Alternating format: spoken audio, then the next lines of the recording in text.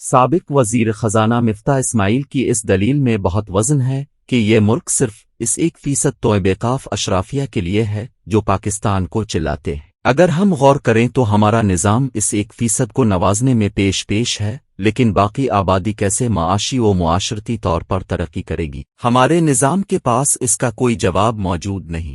پاکستان کے سیاسی منظرنامے کا جائزہ لیں تو وہاں اس وقت سائفر اور آڈیو لیکس، کرپشن، نااہلی الزامات در الزامات جیسے موضوعات زیر بحث ہیں۔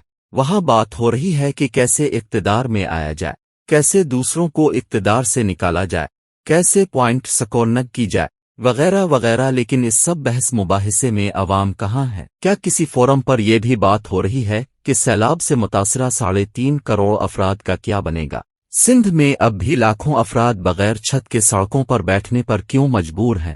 کون سی جان لیوا بیماریاں آفت زدہ لوگوں پر ٹوٹ پڑی ہے؟ سچ پوچھیں تو یہ افسوس کا مقام ہے کہ ہمیں اپنی حکومت کے بجائے اقوام متحدہ کی ایک رپورٹ بتا رہی ہے کہ سیلاب سے متاثرہ علاقوں میں آلودہ پانی کے سبب بچوں کی اموات میں اضافہ ہونے کا خدشہ ہے، اور یہ کہ سیلاب سے 1700 ہسپتال اور دیہی مراکز صحت تباہ ہو چکے ہیں، جس سے لوگ صحت کی بنیادی ضروریات سے محروم ہو چکے ہیں۔ آخر یہ حقائق ہمارے سیاسی بیانیے نیوز سائیکل کا حصہ کیوں نہیں بنتے؟ کیوں ہمارے یہاں ہونے والے بکثرت جلسوں اور پریس کانفرنسز کا موضوع توئے بیقاف اشرافیہ یعنی سیاستدانوں اور حکمرانوں کی اپنی ذات کے گرد گھومتا ہے، ایک عام پاکستانی کے گرد نہیں؟ حال ہی میں اقوام متحدہ نے فیصلہ کیا ہے کہ پاکستان کے لیے فلڈ رسپانس پلان کے تحت امداد کی جو عالمی اپیل کی جائے گی، اس کی رقم بڑھا کر $816 ملین کر دی جائے، کیونکہ سیلاب زدہ علاقوں میں اس وقت وبائی امراض کے سبب موت کا کھیل شروع ہو چکا ہے۔ وہاں ملیریا، ڈینگی، جلد کی بیماریاں اور خوراک کی کمی جیسے سنگین مسائل لوگوں کی زندگیاں نگل رہے ہیں۔ کیا ان باتوں کا چرچا ہمارے ارد گرد ذاتی زندگیوں میں ہو رہا ہے؟ یہاں 5 اسٹار ہوٹلز بھی بھرے ہوئے ہیں، ریستورانوں پر بھی رش ہے، سڑکوں اور بازاروں میں معمول کی زندگی رواں ہے۔ نہ ہمیں ان لوگوں کی پرواہ ہے اور نہ ہی ہمارے حکمرانوں کو۔ کسی بھی معاشرے میں یہ حکمران طبقہ ہی ہوتا ہے جو ایسے موضوعات کو عوام میں اجاگر کرتا ہے، اس کو ہر معاملے پر فوقیت دیتا ہے، لیکن ہمارے یہاں انسانی المیوں کو خدا کی مرضی قرار دے کر ان پر مٹی ڈال دی جاتی ہے۔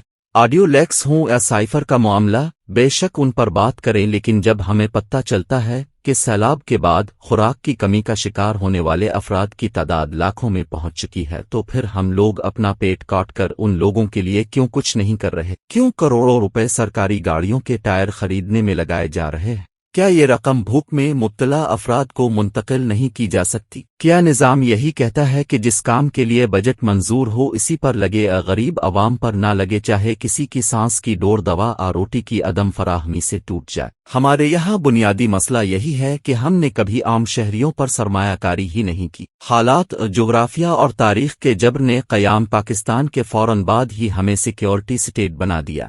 بے شک ہماری سلامتی کے چیلنجز بہت بڑے تھے اور ہیں، اور ان کو فوقیت دینا لازمی ہے، لیکن کوئی یہ تو بتائے کہ جب 1992 اور 2010 کے سیلاب نے ملک میں تباہی و بربادی مچائی تو وہ کون سی سیکیورٹی پالیسی تھی جس نے حکومت کو عام شہریوں کی مدد کے لیے اقدامات کرنے سے روکا؟ کیوں ہم نے ان قدرتی آفت کے نتائج کو نظر انداز کیا، جس کا جواب موجودہ سیلاب اور اس کی تباہی کی صورت میں ہمارے سامنے ہے؟ ہمارے توئے بیقاف اشرافیہ کو یہ سمجھنے کی ضرورت ہے کہ کوئی بھی ملک عوام سے ہوتا ہے اور عوام کے لیے ہوتا ہے، اور جب شہری اپنے حالات سے، اپنے مستقبل سے ہی مطمئن نہیں ہوں گے تو وہ ملک کی نظریاتی اور جغرافیائی سرحدوں کو کیسے مضبوط کریں گے؟ بے شک اس سال جو سیلاب آئے، جو تباہی مچی، اس میں ہمارا اتنا قصور نہیں تھا جتنا عالمی معاشی طاقتوں کا ہے، لیکن افسوس یہ ہے کہ اس آفت کو روکنے کے لیے جو ہم کر سکتے تھے ہم نے وہ بھی نہیں کیا۔ حکومتی و انتظامی کوتاہی سے پانی کے قدرتی راستے میں تعمیر ہونے والی عمارات سے جو رکاوٹیں پڑیں اس نے جانی و مالی نقصان دو چند کر دیا۔ بند اور پشتے بنا دیے جاتے ہیں، لیکن کبھی وہ ناقص ہوتے ہیں تو کبھی انہیں جاگیرداروں اور وڈیروں کی زمینوں اور فصلوں کو بچانے کے لیے توڑ کر غریبوں کو ڈبو دیا جاتا۔ یہاں ایسے ادارے تو بنا دیے جاتے ہیں جن کا کام ہی سیلاب اور دوسرے قدرتی آفت سے بچاؤ اور پھر ریسکیو اور ریلیف کا کام کرنا ہوتا ہے، لیکن ان اداروں کی کارکردگی سیلاب کے دوران کیسی رہی وہ کسی سے پوشیدہ نہیں ہے۔ آخر ان تمام امور پر نظر رکھنا کس کی ذمہ داری ہے؟ اگر حکومت اور متعلقہ ادارے اپنی ذمہ داریاں ایمانداری سے انجام دیتے تو ہم کتنی ہی تباہی سے خود کو بچا سکتے تھے۔ ہم نے عادت بنا لی ہے کہ سیلاب آنے دو، لوگوں کو ڈوبنے دو اور پھر دوسرے ممالک سے مدد کی اپیل کر دو۔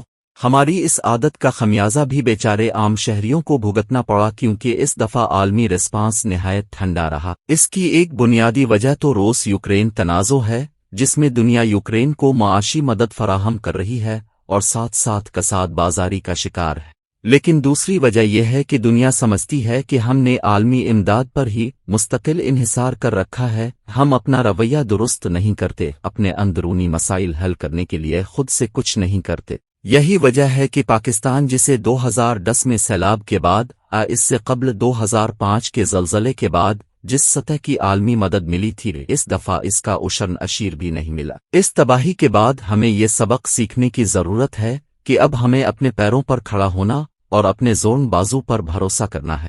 دوسرا یہ ہے کہ ہمیں ایسا معاشی ماڈل بنانے کی ضرورت ہے جو ایلیٹ کلاس کے بجائے غریب عوام کی ضروریات بھی پوری کر سکے، جس سے ان کے لیے آمدنی کے ذرائع پیدا ہو سکیں اور وہ اپنا معاون زندگی بہتر بنا سکیں۔ ظاہر ہے حکومت نہ ہر ایک کو گھر مہیا کر سکتی ہے اور نہ ہی ملازمت، لیکن کم از کم حکومت غریب عوام کو روزی کمانے کے مناسب مواقع تو مہیا کر سکتی ہے، جن کے ذریعے ان کی زندگی میں بہتری آ سکے، وہ اپنے سر پر مضبوط چھت ڈال سکیں، اپنے لیے مطلوبہ اناج کا انتظام کر سکیں، کم از کم وہ اس سطح کے گھر بنا سکیں جو سیلاب اور دیگر قدرتی آفت کا مقابلہ کر سکے۔ لیکن جب ہم نے انسانوں پر انویسٹ ہی نہیں کرنا، انہیں غریب سے غریب تر ہی رکھنا، اپنی معاشی پالیسیاں IMF کے بیل آؤٹ پیکیج اور عالمی امداد کے سر پر چلانی ہیں، تو پھر نہ ہم کبھی اپنے بنیادی مسائل حل کر سکتے ہیں اور نہ ہی وہ مضبوط اور مستحکم پاکستان بنا سکتے ہیں جس کے ہم دعوے کرتے اور خواب دیکھتے رہتے ہیں۔